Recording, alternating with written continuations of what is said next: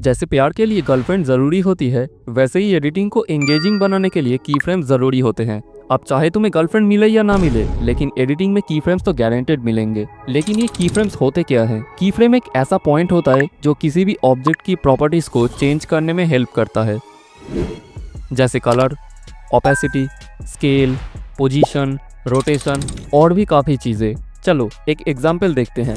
ये मैं हूँ और स्केल को ओपन करके मैं एक की फ्रेम देता हूँ। अब अगर यहाँ आकर मैं अपना बढ़ा लेता हूँ, मतलब स्केल वैल्यू, तो तुम देख सकते हो एक एनिमेशन क्रिएट हुआ है। लेकिन ये बहुत ही सिंपल लीनियर सा है और इसे स्मूथ बनाने के लिए चाहिए होते हैं की फ्रेम ग्राफ्स। अब ना जाने लोगों को क्यों ये लड़कियों के दिमाग जैसा लगता है, जितना भी कोशिश करो समझने की, समझ नहीं आता। लेकिन तुम्हें आएगा। लड़कियों का दिमाग नहीं, की फ्रेम ग्राफ्स, क्योंकि तुम मेरी वीडियो देख रहे हो। की फ्रेम ग्राफ्स कंट्रोल करते हैं तुम्हारा एनिमेशन का मोशन कितना फास्ट या कितना स्लो होगा।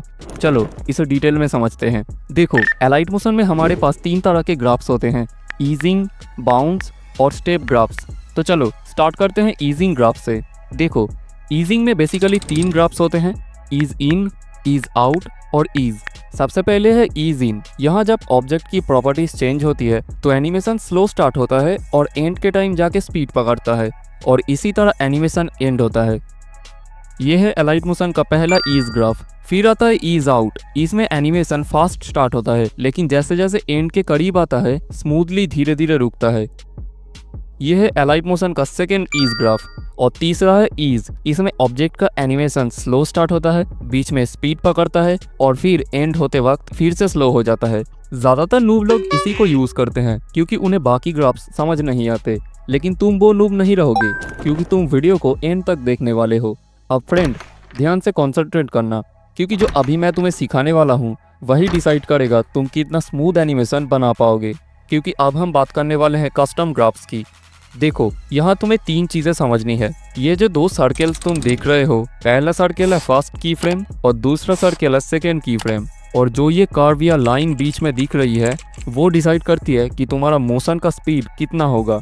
दूसरी चीज, ये जो 2 लाइन या एक्सिस है ये है स्लो मोशन, मतलब जितना तुम दोनों सर्कल्स को दूर खींचोगे या कोने में ले जाओगे उतना ही एनिमेशन का स्टार्ट या एंड स्लो हो जाएगा। जैसे यहाँ देख सकते हो, पहले एनिमेशन स्लो स्टार्ट हुआ, फिर स्पीड पकड़ी और एंड में फिर से स्लो हो गया। तीसरी चीज, ये जो लाइन या एक्सिस है ये होती है फास्ट कर्व्स, मतलब जितना तुम सर्कल्स को इनके पास खींचोगे या कॉर्नर में ले जाओगे उतना फास्ट तुम्हारा स्टार्ट और एंड होगा। एग्जाम्पल के लिए अभी देख लो, एनिमेशन फास्ट स्टार्ट हुआ और फास्ट ही एंड हुआ, बीच में लीनियर रहा। चलो अब मैं तुमसे एक सवाल पूछता हूँ, तुम बताओ कि एनिमेशन कैसा होगा। देखो, इस केस में एनिमेशन फास्ट स्टार्ट हुआ और स्लो एंड हुआ। क्यों? क्योंकि मैंने फास्ट की फ्रेम वाला सर्कल ऊपर की तरफ किया, यानी फास्ट एक्सिस की तरफ, और दूसरा सर्कल कॉर्नर में ही रख दिया स्लो एक्सिस में, विदाउट एनी चेंजेस। अब मान लो मुझे और भी फास्ट स्टार्ट चाहिए, तो मैं क्या करूंगा? सिंपल, मैं इसको ऊपर की तरफ ले जाऊंगा और जैसे ही ले गया तुम देख सकते हो एनिमेशन और भी फास्ट स्टार्ट हुआ। अब अगर मुझे स्लो स्टार्ट और फास्ट एंड चाहिए तो मैं क्या करूंगा? फर्स्ट की फ्रेम को वही रहने दूंगा और सेकेंड की फ्रेम वाले सर्कल को ड्रैग करके नीचे कॉर्नर में ले जाऊंगा। अब तुम क्लियरली देख सकते हो एनिमेशन स्लो स्टार्ट हुआ और फास्ट एंड हो गया।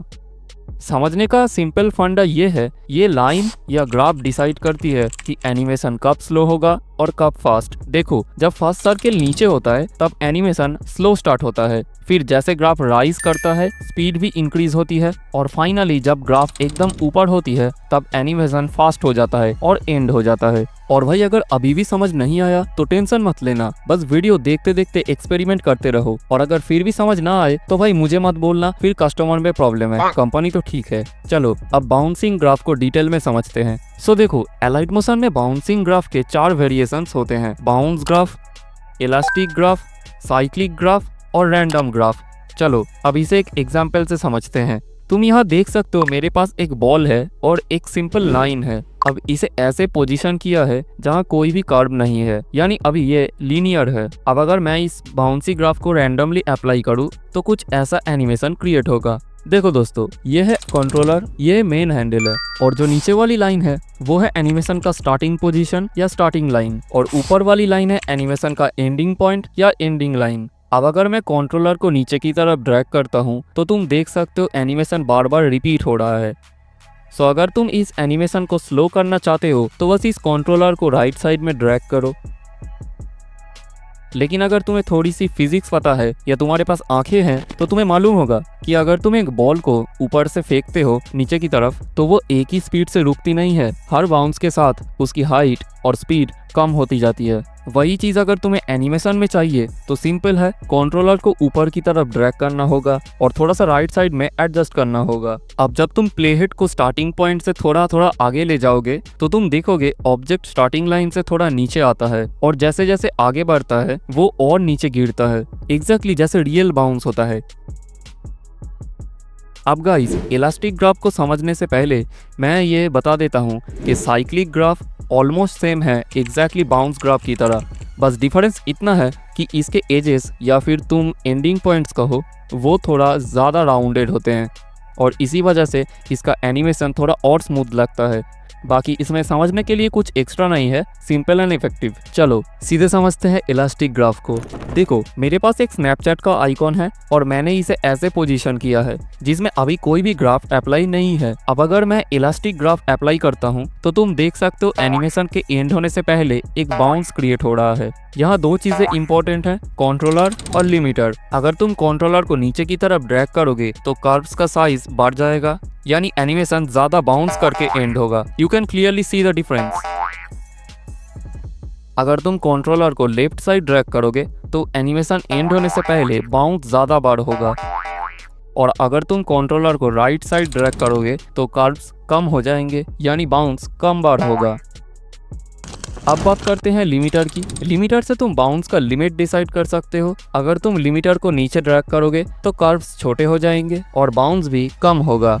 इलास्टिक ग्राफ में और ज्यादा कुछ समझाने लायक नहीं है, मैंने तुम्हें क्लियरली एक्सप्लेन कर दिया है। स्टेप्स और इलास्टिक स्टेप्स ग्राफ तुम्हारे उतने काम नहीं आने वाले, इसलिए मैं अब स्किप कर रहा हूँ। लेकिन अगर तुम्हें एक्स्ट्रा चूल मच रही है तो कमेंट में बोल देना, मैं फिर कभी ट्यूटोरियल बना दूंगा।